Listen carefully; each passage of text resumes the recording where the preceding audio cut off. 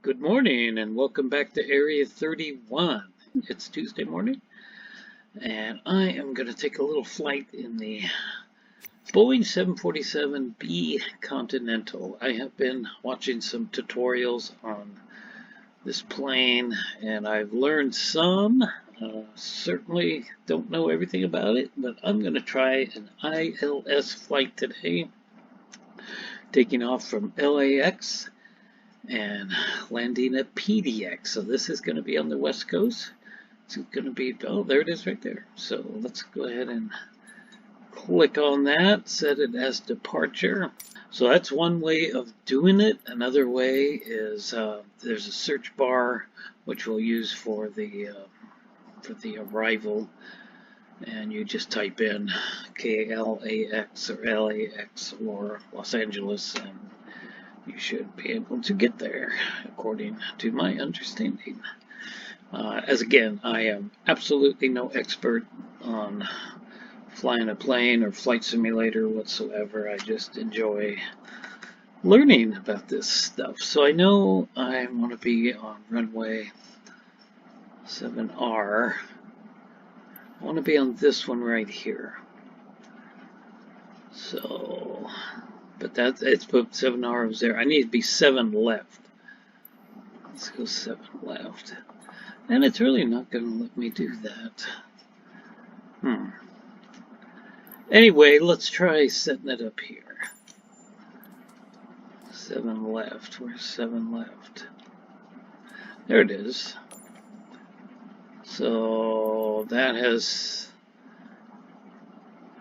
So that was the right one after all, I guess. So I don't know. It doesn't matter. I just want to be taking off this direction. So now, so that's one thing we have to do. I've already set my flight plan in little nav map, and we're going to be going there and having a look at that. That's so I can kind of track the plane. But we're going to set the flight plan up here for ILS approach to PDX. So now let's go find, and of course PDX is easy. PDX Portland International. So I live right between Los Angeles and Portland. So it is pitch dark here. In fact, it is 5:35 in the morning. Here, still got a while before the sun will come up. Okay, so now I want to set this here. It's just default on VFR GPS. So I am not sure what VFR means, but I know some of them. VOR, we don't want that one. We want the IFR, and IFR is, what is that? Instrument Flight Rules. And ILS stands for Instrument Landing System. So a couple of things I learned. So we want to, you can't select IFR, you have to select either low altitude or high altitude. Since we're in a 747, we're going to pick high altitude. So now we need to pick, we need to go over here and the approach. We have to choose ILS. This is the runway. I guess it doesn't really matter. So we'll just choose the first one. In order for this to work, you have to choose ILS. Now, let's see. We have to choose one of the legs or waypoints. I'm not really sure. And that's whichever one of these we pick, and there's a bunch of them, it will, my understanding is, that's when the approach will start, our ILS approach. And I'm hoping that I can just, we'll just choose that first one. I'm hoping that I can just set this plane to autopilot and it'll just absolutely fly itself all the way to the ground. But I think it won't. It kind of sounds like things aren't quite right with reality and flight simulator, Microsoft Flight Simulator, and I will actually have to take control of it, but I don't know. So these are the legs, I guess. So anyway, I think we're done, aren't we? Let's see. I don't think I need to select anything there. Maybe I do. I don't know. But so let's go ahead and click fly and let this thing load. It'll probably take a while.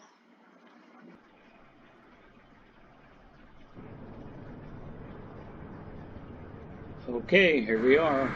The gigantic big LAX. So let's click ready to fly. This is pointing towards the airport, I believe. Anyway. So, I would like to get rid of stuff like this, the objectives. I don't know how to get rid of that in options. And whenever you do this stuff, it throws this little thing up. I'd like to get rid of that too in options. So somebody want to comment down below on how to do that, I would much appreciate it. So I'm going to have some lights on. The necessary lights on the plane. And are they up here? I want to say they are.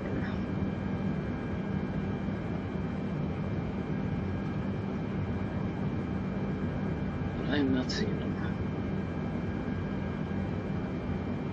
They're probably right there in front of me and I don't even know it.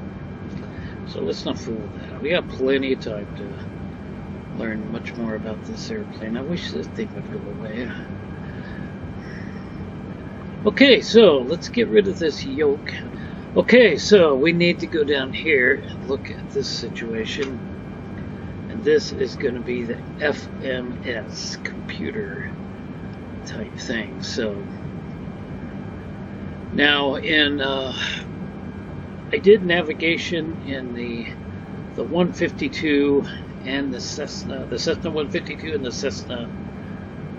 No, just the 152. I haven't done 172. I did the 172 years ago, but and it failed, I think.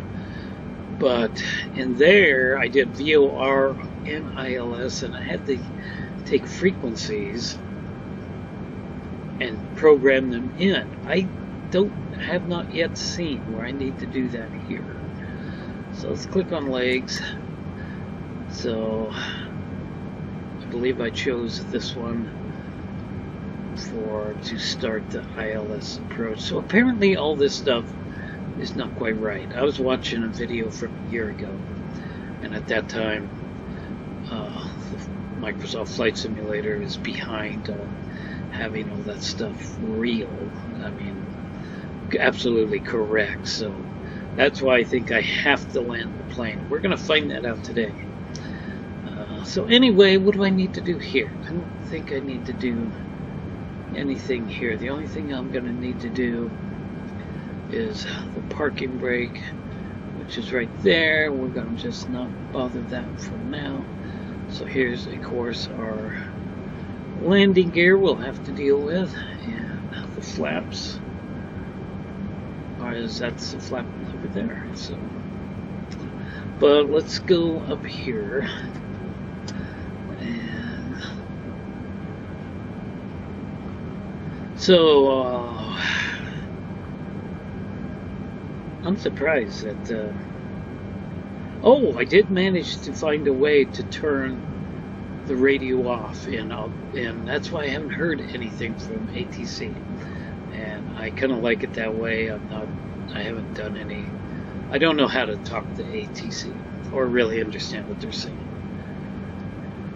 So anyway, I'm glad that's off, because that's just annoying. So this defaults at map. My understanding it has to be on either map or approach, and that's set up. So if I'm going to try to land this plane, I will need to fool around with this, and I think to set it, you got to click on it after you change that. You just change it with the mouse wheel. The heading, I think, it'll automatically take me there. I won't have to fool with that. But I'll have to fool with the altitude when it comes to getting to the approach. That area, I'll have to deal with that. So we'll be dealing with that there. And again, mouse wheel and then click on it, and that will activate it, I think. Anyway, it's a lot of information for my tiny little brain to take in. So anyway, we don't have to listen to ATC, so that's what I'm glad about. So this is the autopilot. We'll be clicking that on once we're up in the air. And we will also have the LNAV on and the VNAV. So we'll do those two first and then the autopilot, but we need to be up in the air first, and then the plane will be flying itself. So that is my understanding of how the situation is going to work. So, okay, so in part 2, we'll have a look at the little nav map, and then we'll come back and get this plane going down the runway. So anyway, come back for part 2.